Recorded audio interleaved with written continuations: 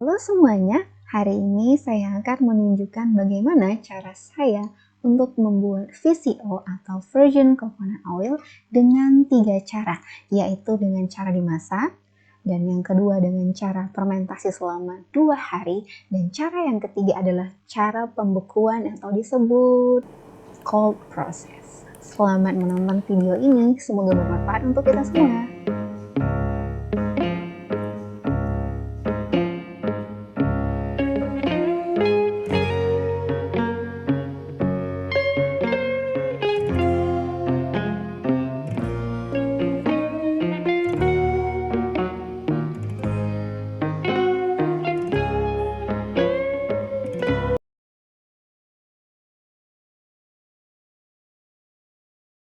Jadi cairan yang di dalam plastik ini adalah hasil dari perasan santan sebanyak 9 biji kelapa tua.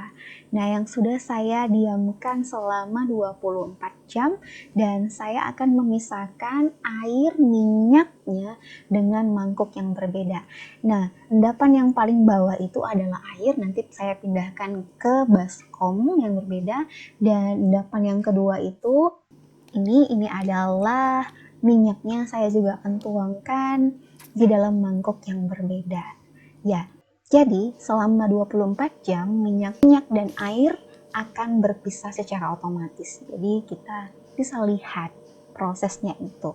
Nah, setelah ini kita membutuhkan proses yang selanjutnya, yaitu proses pengendapan selama 24 jam lagi, sehingga kita bisa mendapatkan minyak yang bersih. Jadi ini adalah hasil pengendapan selama 24 jam yang kedua. Jadi sudah terlihat jelas lapisan yang paling atas itu adalah minyak VCO-nya.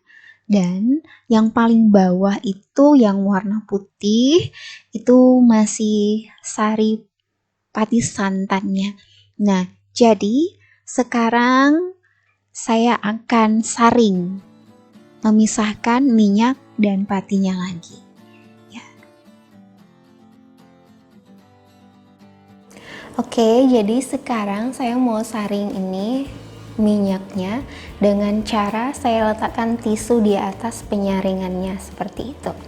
Nah, supaya lebih bersih.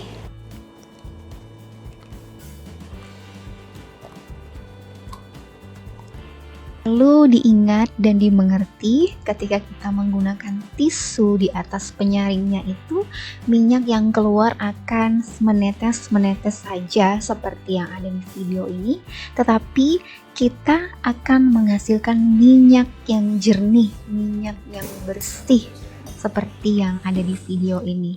Nah, jadi itulah cara saya yang pertama untuk membuat VCO atau Virgin Coconut Oil. Cara kedua untuk membuat VCO yaitu dengan cara memanaskan santan kentalnya di atas pan atau panci dengan api yang sedang, dan terus diaduk-aduk sampai airnya habis dan yang tinggal itu ampas kelapanya yang sudah matang dan minyaknya. Nah, seperti ini. Ya, jadi setelah kurang lebih 40 menit saya membuat ini dan akhirnya saya menghasilkan minyak VCO, dan kalau minyaknya dimasak warnanya tidak bening tapi akan lebih kekuningan sedikit. Itu dia cara kedua. Baik, sekarang kita sampai kepada proses ketiga, yaitu proses pendinginan atau biasa disebut cold process. Ya, jadi ini adalah hasil parutan kelapa sebanyak 10 biji yang saya tambahkan dengan 1 liter air ketika memeras santannya. Jadi saya sudah mendiamkan santan kelapa tua ini selama 24 jam dan 1 jam lagi di dalam freezer. Tujuannya di dalam freezer adalah supaya gampang untuk memisahkan minyak dan juga endapan air. Langkah selanjutnya adalah pemisahan antara minyak dengan endapan air yang masih ada, dan setelah itu kembali saya akan menutup minyaknya ini dan menaruhnya di bawah sinar matahari sampai minyak dan sisa pati kelapanya terpisah, sehingga kita akan bisa mendapatkan hasil minyak yang lebih bersih. Dan setelah itu saya akan memasukkan kembali di dalam freezer kurang lebih 1 jam. Langkah selanjutnya adalah hasil dari pemisahan minyak dan saripatinya yang sudah membeku selama 1 jam di dalam freezer. Nah, perlu kita pisahkan saripati yang menempel di dalam minyak ini sehingga kita akan mendapatkan minyak kelapa yang putih sekali dan juga bersih.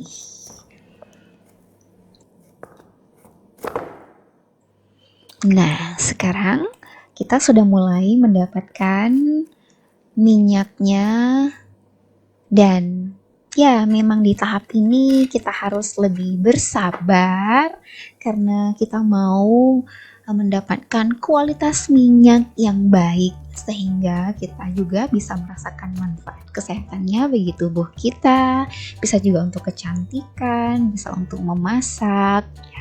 Jadi bagi kalian semua yang masih setia menonton video ini sampai akhir, saya mengucapkan banyak sekali terima kasih.